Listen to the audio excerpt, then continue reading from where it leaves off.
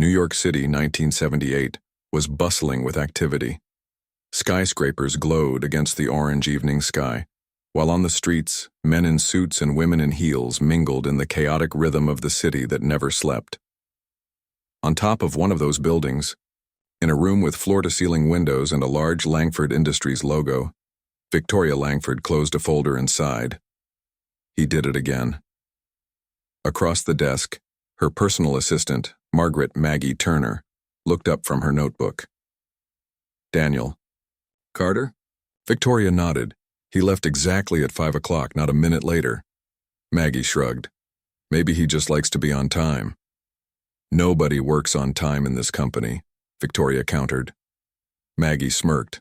Except him. And that was the problem. The man who needed no one. Daniel Carter was no ordinary employee. He had arrived at Langford Industries 2 years ago and had quickly become one of the company's most brilliant engineers. Quiet, focused, extremely efficient, and yet aloof, unapproachable. He refused lunches with colleagues, avoided corporate events, and never accepted overtime. What's he hiding? Victoria murmured. Maggie frowned. Do you really want to? No? Victoria was silent for a moment. Then she grabbed her coat and decided to find out for herself. That night would change everything. Night fell over New York, and Victoria Langford was not used to waiting. Sitting inside her black Cadillac, parked discreetly a block away from Langford Industries, she drummed her fingers on the steering wheel impatiently. Then at exactly 5 p.m., the door to the building opened. Daniel Carter walked out as if it were just another ordinary day. He was dressed simply, a leather briefcase under his arm. His posture was erect. Without greeting anyone, without hesitation, he walked down the sidewalk as if he had a very clear destination.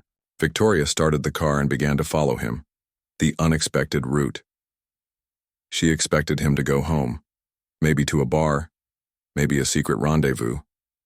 But as the minutes passed, the route became strange. Daniel was not going to an upscale neighborhood.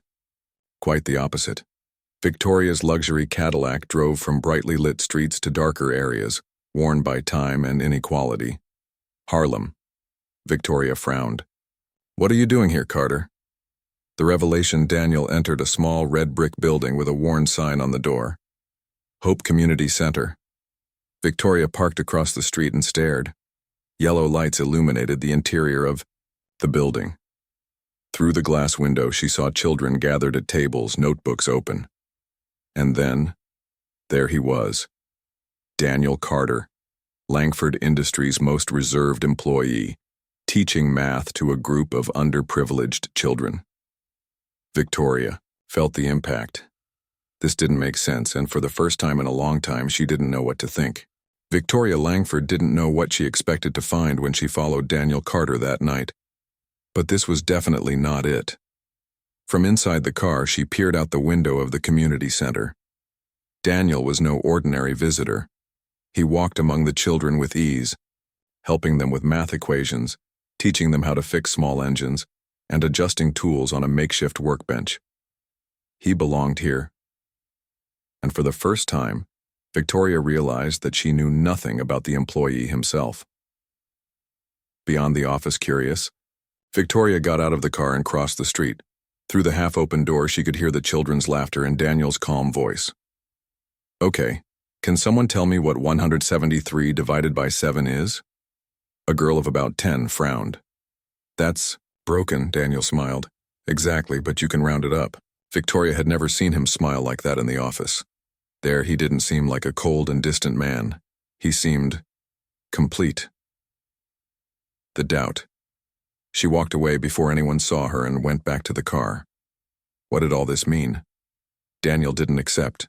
Over time, he didn't participate in company events. He didn't seem interested in moving up at Langford Industries, because his job was just a tool to support it. That changed everything.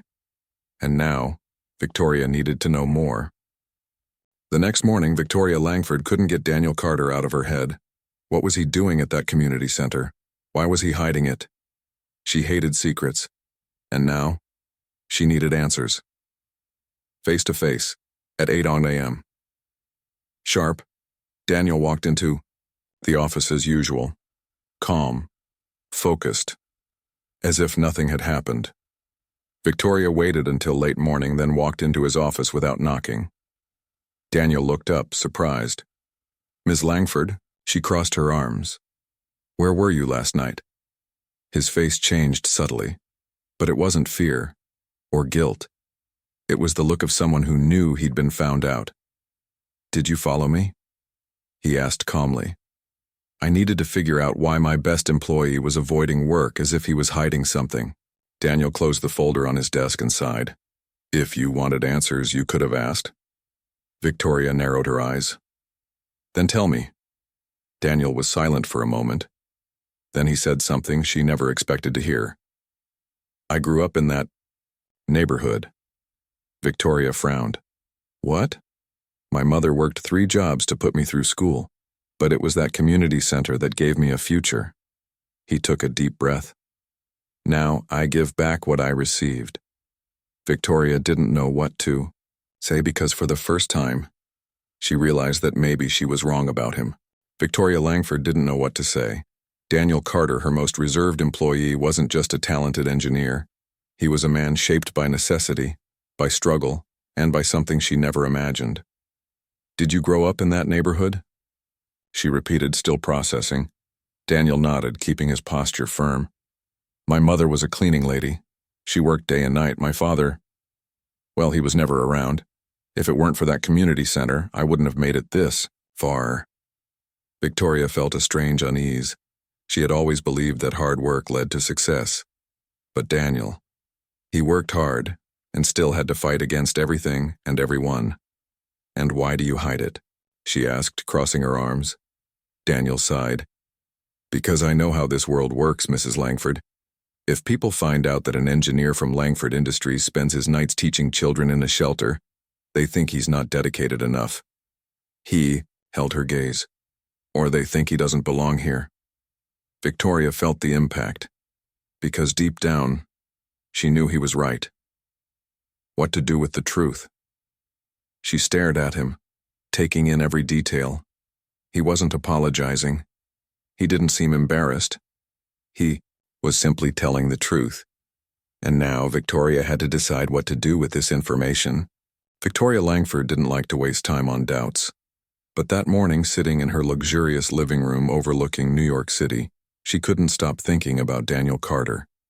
She had always believed that hard work and ambition were the only paths to success. But Daniel worked hard, and yet he saw success differently. A look. Back, Victoria opened her desk drawer and pulled out an old photo. She, at 10 years old, sitting in an office next to her father, the founder of Langford Industries. "The world doesn't respect the weak, Victoria." She had grown up hearing that. She had learned that success was about not showing vulnerability. And now, a man who had grown up with nothing, who was supposed to be the example of everything she despised, was showing her that maybe her father was wrong. A new perspective. Maggie Turner walked into the room without knocking, holding a folder. "I need you to approve these contracts. Are you okay?" Victoria blinked. "Yes." Maggie crossed her arms. "Since when do you get distracted in the middle of the workday?" Victoria took a deep breath. If someone is talented but chooses to spend their time on something other than work, can they still be considered a dedicated professional? Maggie frowned. "This is about Carter, isn't it?" Victoria didn't answer, but Maggie smirked. "Maybe the right question isn't whether he's dedicated. Maybe it's whether you're willing to see beyond what you've always believed." Victoria felt the impact of those words, and she knew she had to make a decision. Victoria Langford was not a woman of half-hearted decisions. She did not hesitate. She did not overthink. But now, she could not ignore the internal conflict that was growing inside her. The instinct for control. That afternoon, Victoria watched Daniel from her glass office. He worked as efficiently as ever, organized, focused, as if nothing had changed since their conversation. But everything had changed. She knew his secret, and a part of her wanted to do something. If he had more free time, he could do even more for the community center. Maybe a promotion, a raise. She hated to admit it, but she felt a strange need to help him, not out of pity, but because he was the first person who had ever made her concept of success tremble. But was that the right thing to do? The unexpected advice. Maggie Turner appeared in the doorway with a cup of coffee. "You're..." Looking at Carter again, Victoria leaned back in her chair. "Don't be ridiculous," Maggie smirked. "If I know you, you're already thinking of a way to solve this." Victoria twirled the pen between her fingers. "The problem is, what if he doesn't want my help?" Maggie raised her eyebrows. "Since when does Victoria Langford care about what other people want?" Silence. Victoria let out a long sigh. "Since Daniel Carter made me see something I never wanted to see." The next step. Victoria picked up the phone and dialed HR. "I need to know as much information as possible about Daniel Carter. History. Performance, anything." Maggie raised her eyebrows. "Are you going to interfere?" Victoria didn't answer, but Maggie saw the answer in her eyes, and knew that Daniel Carter was about to get a surprise that would change everything.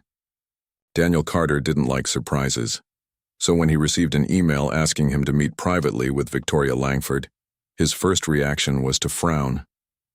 This wasn't normal. He took a deep breath and walked into her office. Victoria was sitting behind her massive mahogany desk, looking at him as if she had already made up her mind. "Carter, have a seat." He did as she was told, but his expression remained closed. "I've done some research on you," she continued, matter-of-factly. "I know you grew up in Harlem, that you studied engineering on a full scholarship, and that you've turned down several promotions because you don't want to commit to more hours." Daniel remained silent. "I also know that all of your salary goes to running that community center." His eyes narrowed. "Is this some kind of interrogation?" Victoria leaned forward. "It's an offer." Daniel's eyebrows rose. "Offer?" She smiled slightly. "I want to give you a higher position in the company, better pay, flexible hours. That way you can continue your work at the community center without having to divide your attention so much." Daniel stood still for a few seconds. Then he laughed. Low, short, almost ironic. "Do you really think you can buy my loyalty?" Victoria narrowed her eyes. "This isn't about loyalty, Carter, it's about impact. If you have more resources, you can help those kids even more." Daniel crossed his arms. "Or maybe this is just your way of easing your conscience." Silence. Victoria felt the blow, because deep down, he wasn't completely wrong, but she wasn't going to give up that easily. "Think about it, Carter," she said, leaning back in her chair.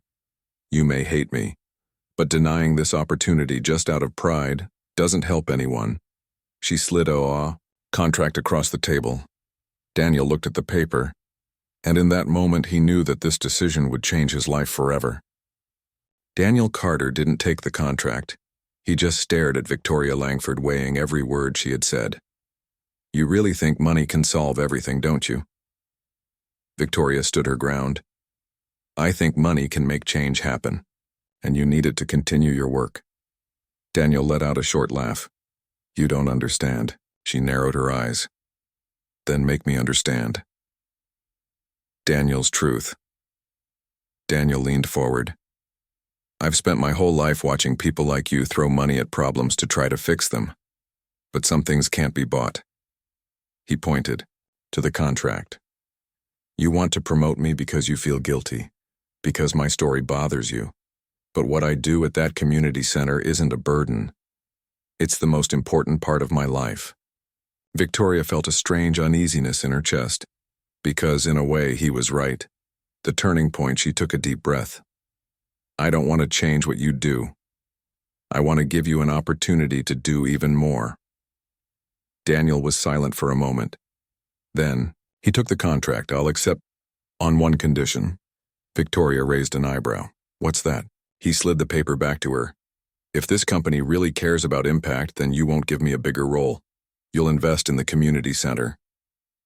Victoria held her breath, because for the first time, someone was challenging her to change something real, and now she had to decide if she was willing to take that step. Victoria Langford wasn't the kind of person to let anyone dictate her decisions. But as she looked at Daniel Carter, holding that contract and waiting for her response, she realized he wasn't like the others. He didn't want more money. He didn't want status. He wanted real change. And for the first time, she wondered if she'd been wrong all along about what really mattered. The decision Victoria took the contract back. She tore out the last page. Daniel frowned. "What are you doing?" She pushed a new piece of paper toward him. "A new proposal. I'm not just going to give you a better salary. I'm going to fund the expansion of the community center." Daniel stood still. Victoria crossed her arms. "You said some things can't be bought, and I agree. But giving people the right tools can change everything." Daniel picked up the new contract. "Are you sure about this?" Victoria smiled for the first time. "For the first time in my life, yes. The new beginning." 2 weeks later, the Hope Community Center received its largest investment since its founding. New classrooms, new equipment, more teachers to help more children. And in the midst of it all, Daniel Carter knew he had made the right choice. Because he had not only changed his life, he had changed Victoria Langford's view of the world. And that was true wealth. The end.